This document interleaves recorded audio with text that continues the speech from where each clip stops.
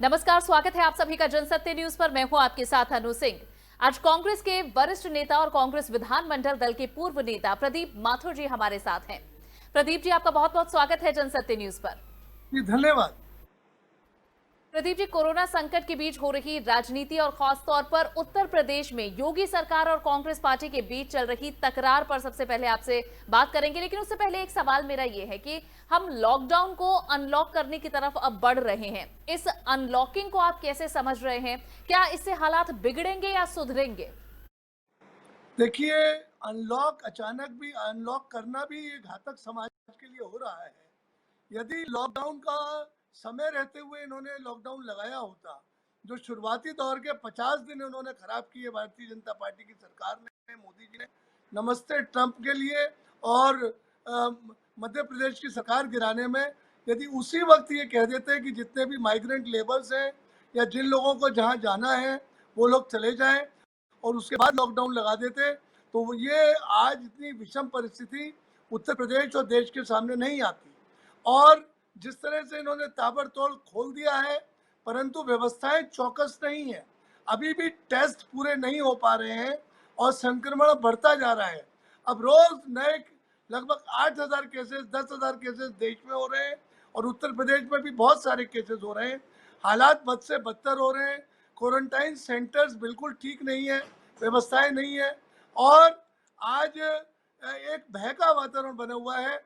Market खोलने की बात तो कर रहे हैं, पर दुकानदारों पर लोग खरीदार नहीं जा रहे हैं, लोग घबराए हुए हैं। एक वातावरण अजीब सा बना हुआ है और स्थितियां गंभीर हैं। उत्तर प्रदेश पर आना चाहूंगी। जो घटनाक्रम यहां चल रहा है, इसकी शुरुआत हुई थी इस बात से कि कांग्रेस सेवा करना चाहती है, जो प्रवासी मजदूर हैं उन्हें उनके घरों तक पहुंचाना चाहती है, लेकिन आपने कहा कि सरकार हमारी सेवा में अड़ंगा डाल रही है। तो कांग्रेस आखिर ये क्यों कह रही है? आखिर यूपी सरकार अड़ंगा क्यों डाल रही है? किस बात का डर है सरकार को? मैं तो इस पर्टिकुलर बस मैटर का चश्मदीद गवाह हूँ और आदरणीय प्रियंका गांधी जी ने योगी सरकार को 1,000 बसेस ऑफर्स करी थी कि हम पार्टी की तरफ से फंड करके आपको 1,000 बसें देते हैं। जब उन्होंने देखा कि प्रवासी मजदूर पैदल चल रहे हैं, उनके लिए सरकार कोई व्यवस्था नहीं कर रही, ट्रेन्स नहीं चला रही, बॉर्डर्स पे बसें नहीं लगा रही, उनके खाने पीने की व्यवस्था नहीं कर रही, उन्होंने एक कोरोना कांग्रेस फाइट्स कोरोना करके एक व्हाट्सएप ग्रुप बनाया। उसके माध्यम से उन्होंने पूरे देश में लोगों की मदद कराई और हमारी सांझी रसोई, प्रियंका रसोई करके हर जिले में रसोई खोली गई, जिन्होंने कि इन सब माइग्रेंट लेबरर्स को खाना खिलाया। जब 1,000 बसें देने की बात आई तो 500 बसें तो मथुरा बॉर्डर और आगरा बॉर्डर पे देने की बात हुई थी और 500 बसें नोएडा बॉर्डर पे देने की बात हुई थी। एक दिन जिस दिन बसें दी गई, पहले दिन तो दहेज बॉर्डर, मथुरा गोवर्धन की राजस्थान की सीमा पे डी ब्लॉक गांव बहज में दी गई थी। 500 बसें खड़ी रहीं, परंतु कोई रिस्पॉन्स उत्तर प्रदेश सरकार की तरफ से नहीं आया। फिर जब प्रियंका गांधी जी ने योगी जी को खत लिखा, पहले तो कोई जवाब ही नहीं आया। फिर एक दिन योगी जी का पत्र आता है कि हम आपको अनुमति देते हैं। तो हम लोग उत्साहित हो गए, उन्हें फतेहपुर सीकरी और राजस्थान के बॉर्डर पे भरतपुर जनपद के नदवई कॉन्स्टिट्यूंसी के बॉर्डर गांव, ऊंचा गांव में बसें खड़ी की जाती हैं और सुबह एक सौहार्द का वातावरण बनता है कि बसें उत्तर प्रदेश सरकार ले लेगी। 2:30 बजे ऐसा लगा हमारा संवाद आगरा के डीएम और एसएसपी से बराबर चल रहा। दूसरी तरफ हम थे वहाँ के, हमारे ऑल इंडिया कांग्रेस कमेटी के जो सचिव हैं जुबैर खान साहब, जो कि राजस्थान के रहने हैं, अलवर से एमएलए रहे, उनकी पत्नी आज एमएलए हैं, वो रोहित चौधरी दूसरे सेक्रेटरी एआईसीसी, राजा विश्वेंद्र सिंह जो कैबिनेट मंत्री हैं वो, और सुभाष गर्ग वहाँ के भरतपुर के मंत्री, मैं, हमारे जिला अध्यक्ष, आगरा के जिला अध्यक्ष, पूरी टीम और अधिकारी राजस्थान के वहाँ थे। बसें आई, बसें खड़ी हुई और हम लोग बराबर बस देने के लिए तैयार बैठे थे। फिर शाम तक कोई रिस्पॉन्स नहीं आया। अजय कुमार लल्लू हमारे प्रदेश अध्यक्ष हमारे साथ थे, वो इस मामले को हैंडिंग ओवर प्रोसेस में शामिल हो रहे थे, परंतु जब शाम तक कुछ नहीं हुआ तो हम लोगों ने कहा भाई क्या इरादे हैं, तो बोले डीएम एसएसपी आगरा ने कहा कि हमारे पास कोई रिस्पॉन्स नहीं है, बोले प्रियंका गांधी, हमने कहा बस तो ले लीजिए। प्रियंका गांधी जी ने योगी जी को लेटर लिख के कहा है कि बसें हम लेने को तैयार हैं। बोले हमें कोई इंस्ट्रक्शंस नहीं है बस लेने का। हार के हम लोग धरने पे बैठते हैं और धरने पे बैठते ही हमारे प्रदेश अध्यक्ष अजय कुमार लल्लू, प्रदीप माथुर, मुझे स्वयं जो कि पूर्व सीएलपी लीडर और मथुरा वृंदावन से 4 एमएलए रहा हूँ, मुझे और अलीगढ़ के पूर्व विधायक और पूर्व एमएलसी, वर्तमान में राजस्थान के सेक्रेटरी एआईसीसी हैं इंचार्ज, तीनों को गिरफ्तार करें और कहा जाता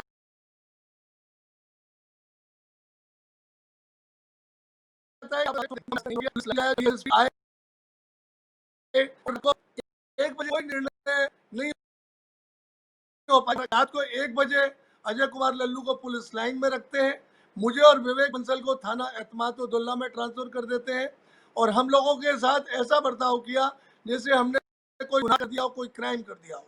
उसके बाद हम लोग इंतजार करते रहे अगले दिन कि हम लोगों को छोड़ेंगे या नहीं ले जाएंगे। शाम को 3:30 बजे हमारे पास एसपी सिटी आते हैं, विवेक बंसल और मेरे पास, बोले आपका मेडिकल होगा।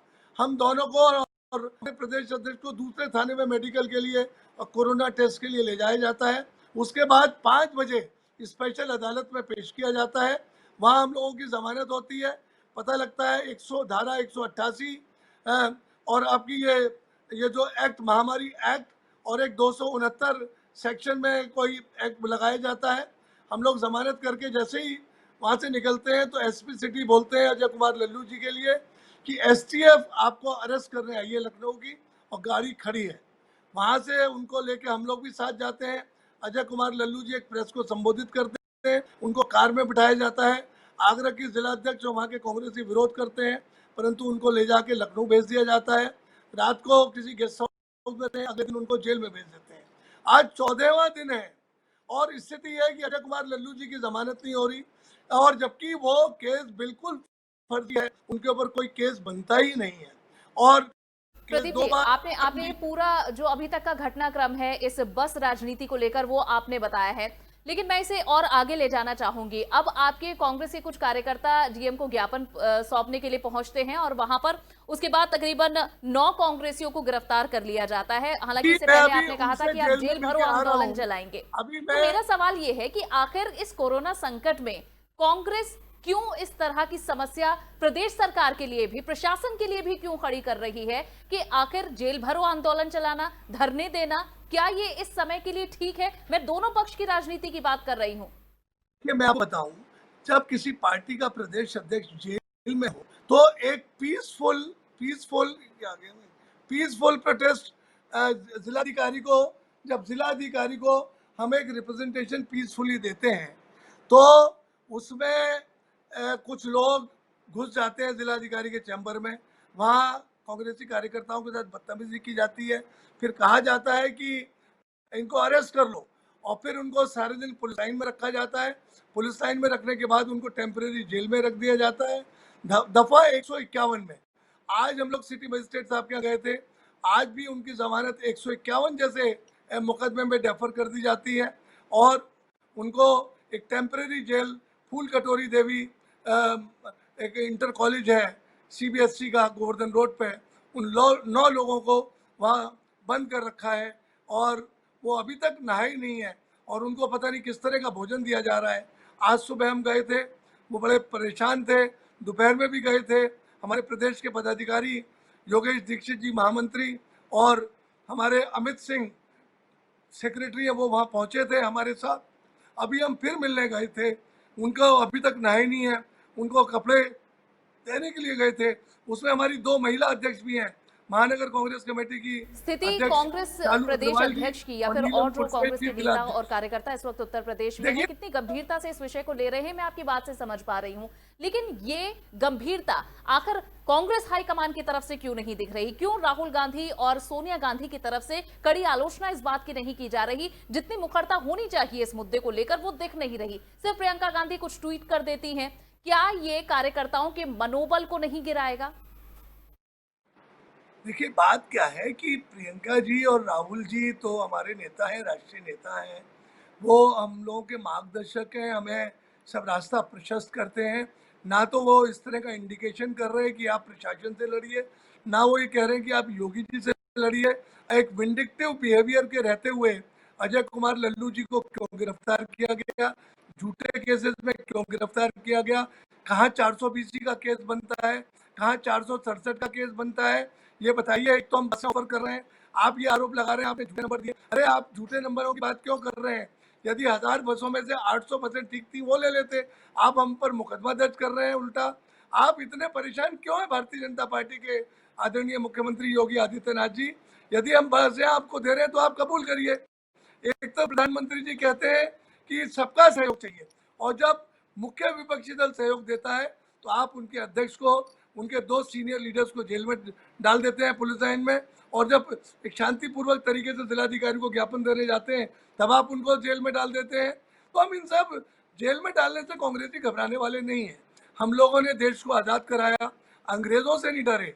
महात्मा गांधी ने सोटी और लंगोटी को लेकर अंग्रेजों को भगा दिया, तो क्या योगी जी अपने दमनकारी तरीके से कांग्रेसियों को दबा लेंगे? ये गलत बात है। चलिए, आप कह रहे हैं कि इस वक्त महामारी के मौजूदा दौर में सरकार का आपको दमनकारी कांग्रेस से व्यवहार सहयोग है, लेना रवैया है अजय कुमार लल्लू को लेकर, और जो बाकी कार्यकर्ता आपके गिरफ्तार हुए हैं, तो आगे का क्या प्लान है? किस तरह से उनकी जो गिरफ्तारी हुई है उसे लेकर क्या आप आगे कार्रवाई करेंगे और कैसे उनकी रिहाई के लिए कोशिशें कर रहे हैं? मिले थे। आज हम जिलाधिकारी और सिटी मजिस्ट्रेट से मिले थे, हमारे वकील मिले थे, कि मैंने कहा भाई आप 151 दफा में क्यों जमानत डेफर कर रहे हैं? आप इनकी जमानत ले लीजिए, इन्होंने कौन सा क्राइम किया है? सिर्फ आपको प्रत्यावेदन देने आए और आप इतने गुस्सा हो गए कि आपने इनको जेल में डलवा दिया, गिरफ्तार कर लिया। तो हमने समझाने की कोशिश करी और हमने ये प्रयास किया कि भाई इनकी जमानत हो जाए तो ज़्यादा अच्छा है। आप खामा में विंडिक्टिव हो रहे हैं, आप प्रशासन शासन डीएम एसएसपी को निर्देशित कर रहे हैं कि कांग्रेसियों को जेल में डाल दीजिए। अरे भाई हम तो शांतिपूर्वक अपना वो कर रहे हैं कि हमारे प्रदेश अध्यक्ष को छोड़िए, जिन हमारे पदाधिकारियों के ऊपर, जो हमारे कांग्रेस जिला अध्यक्षों के ऊपर आपने झूठे मुकदमे लगा दिए हैं, उन मुकदमों को वापस ले लीजिए। आप क्यों झिर्रा रहे हैं? आप क्यों विंडिक्टिव हो रहे हैं? आप क्यों इस तरह का व्यवहार कर रहे हैं?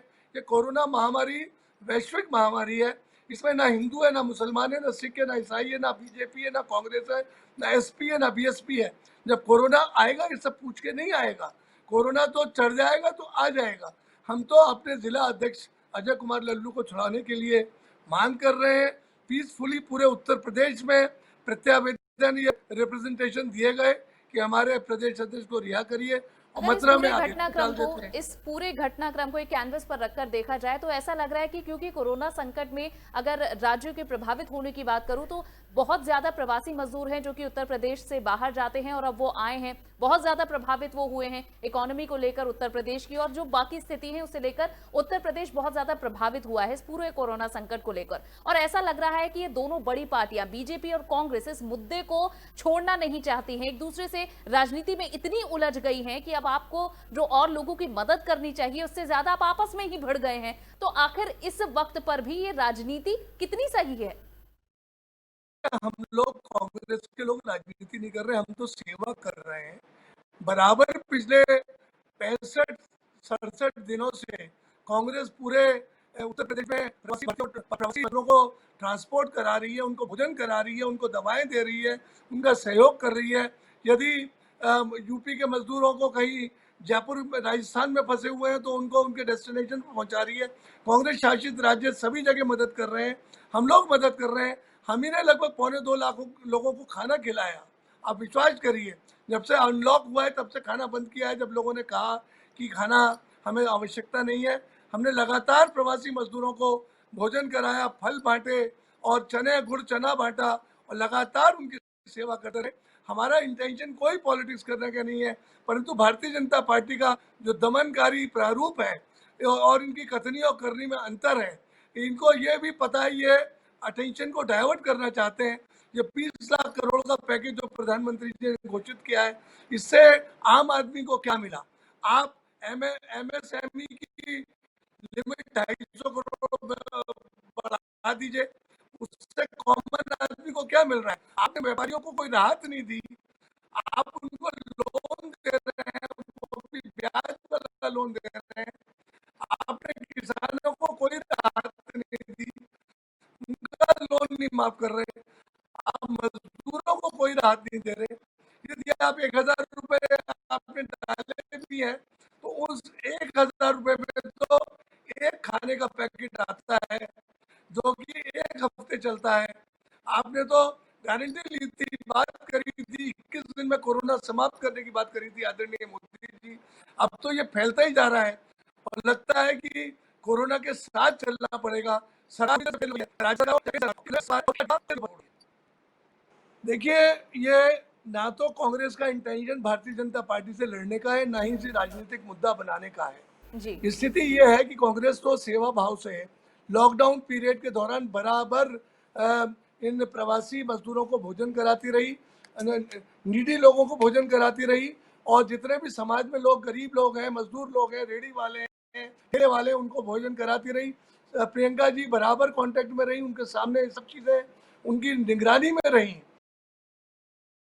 तो ये थे हमारे साथ प्रदीप माथुर जी, जिन्होंने इस वक्त उत्तर प्रदेश में यूपी सरकार और कांग्रेस के बीच जो पूरी राजनीति चल रही है उस पर बात की है और कहा है कि सरकार का ये जो रवैया है ये तानाशाही रवैया है और इसे ठीक करना चाहिए।